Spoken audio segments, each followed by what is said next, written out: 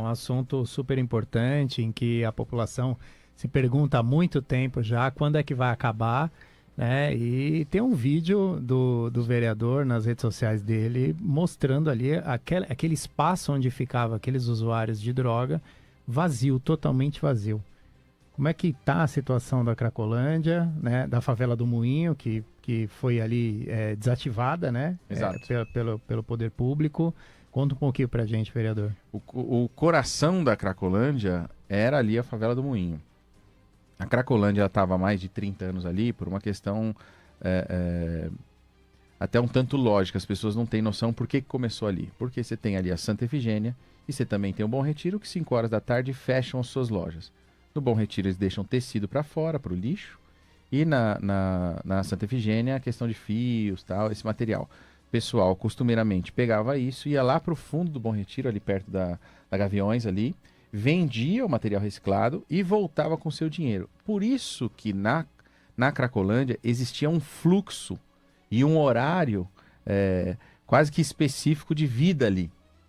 Como você tinha 5 horas da tarde, o pessoal ia lá fazer essa recolha, ganhava o seu dinheirinho, 6h30, 7 horas, começavam, e aí você via a Cracolândia, o fluxo da Cracolândia crescendo.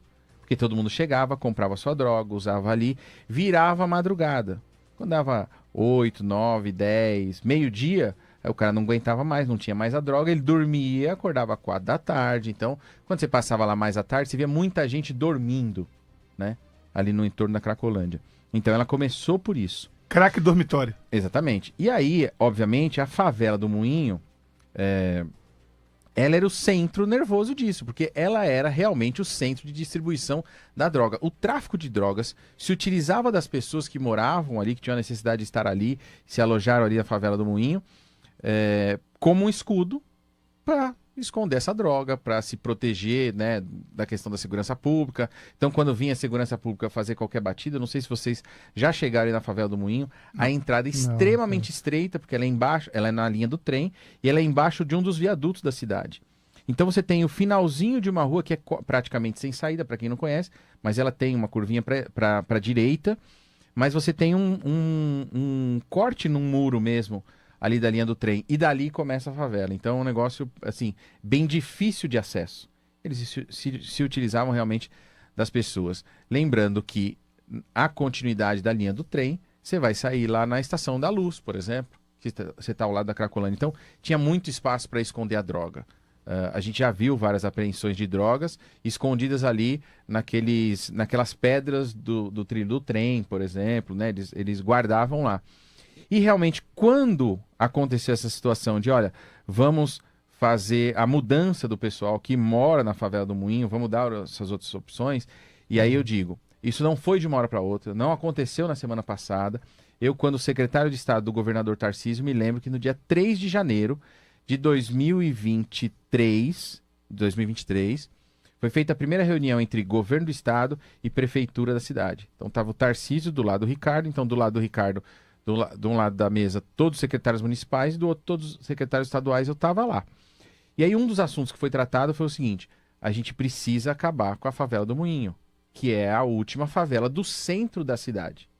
Então, para a gente estava mais do que claro, para a polícia militar, para a polícia civil, estava mais do que claro de que o tráfico de drogas se utilizava daquele espaço para fornecer a droga na Cracolândia, que, na minha opinião, era uma questão de posicionamento de mercado do tráfico de drogas.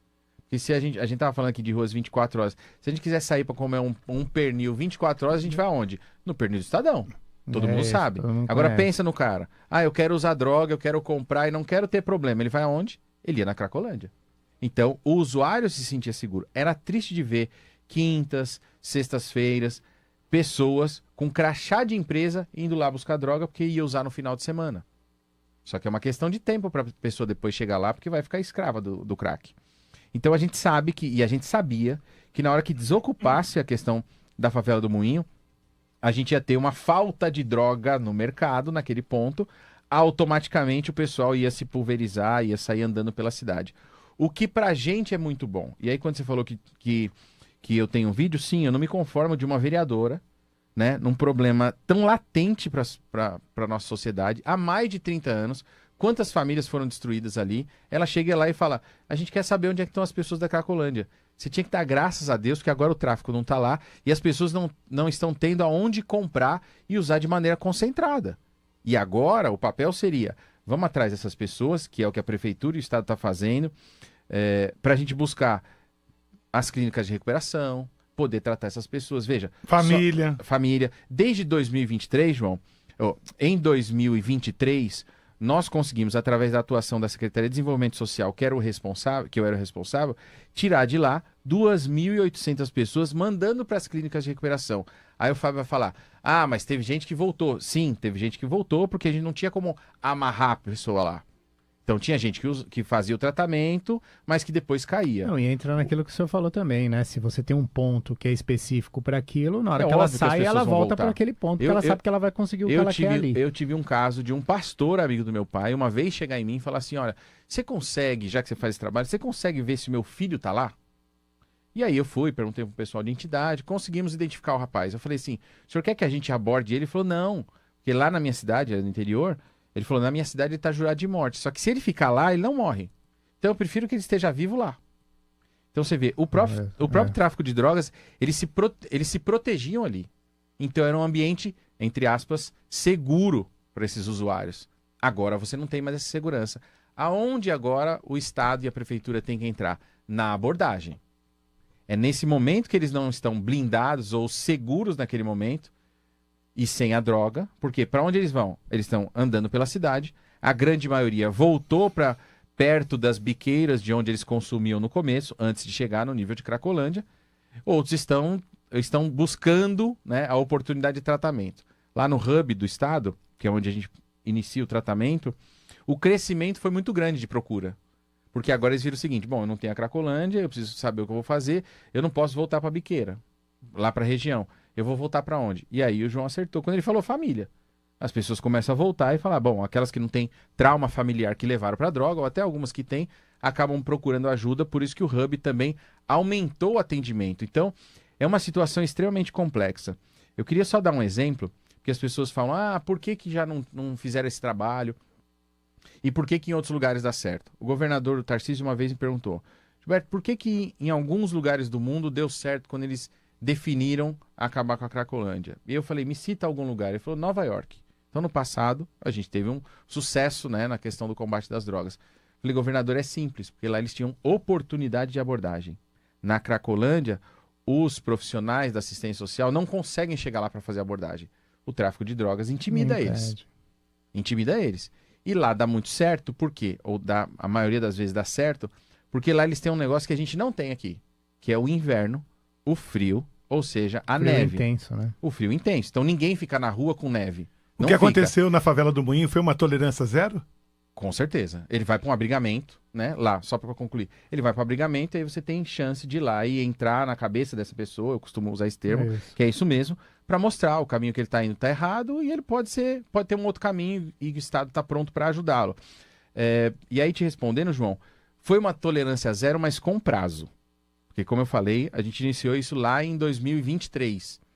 As pessoas já vinham sendo convencidas, abordadas pela habitação, pela assistência social. A gente começou pela assistência, depois recuamos. Por quê? Qual era o maior problema das pessoas? Eu não quero uma cesta básica, eu não quero um programa, porque eu já estou aqui nos programas do governo. Cadastrando. Eu quero se eu sair daqui, eu quero uma casa. Ok, então a gente mudou a técnica, a tática, e aí entrou lá o pessoal da habitação do Estado, por exemplo, para fazer todo esse cadastramento. Aí o cadastramento fluiu, porque não tinha como o tráfico de drogas chegar para uma senhora e falar assim, não dá seu nome para mudar de casa. Peraí, eu vou ganhar uma casa. Ou eu vou ter oportunidade de ir para um lugar que não é a favela. Então, óbvio, a habitação conseguiu, com sucesso, cadastrar todas essas pessoas, todas essas famílias. E aí vamos lembrar que isso não aconteceu essa semana. Há 2 semanas atrás, já tinha gente, e a gente viu toda a imprensa dando, já tinha gente saindo, as primeiras famílias começaram a sair. Essas optaram, por exemplo, para ir para unidades habitacionais no interior do estado. Porque quando o governo chega, ele fala, olha, eu tenho apartamento pronto aqui, eu tenho ali, eu tenho acolá. A maioria que a gente tem pronto, que o estado tem pronto, é no interior. Muitas famílias aceitaram. Outras falaram, não vou aceitar porque eu trabalho aqui, eu moro por aqui. Tá, vamos achar um caminho. A gente não tinha tantas unidades. foi oferecida ali na Zona Leste algumas unidades, não para todo mundo, porque obviamente você tem uma fila muito grande nisso, de habitação. Algumas também toparam ir para lá. Chegou no momento, depois de 2 semanas, que aqueles que não quiseram sair, tinha dado a opção para todos eles também, da questão ou do financiamento, então dos R$200 mil, ou das unidades no interior, ou das unidades afastadas do centro, ou do auxílio aluguel por um período até que as unidades fossem construídas. E aí chegou nesse determinado momento, as pessoas não quiseram, teve esse enfrentamento, né? E aí você tinha o prazo, a Polícia Militar foi lá. Quando a Polícia Militar chega para realmente fazer a desapropriação, né, dessas pessoas, com todos esses encaminhamentos já, então aqueles que não aceitaram teriam que pegar um desses encaminhamentos, mas não poderiam ficar mais lá, até por uma questão de segurança. Quando isso acontece, o tráfico vem da polícia lá e que não tinha outro caminho, o que ele faz? Sai de lá.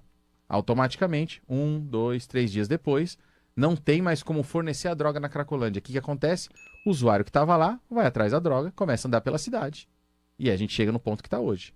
Então hoje, na Rua dos Protestantes, a gente já não tem mais isso.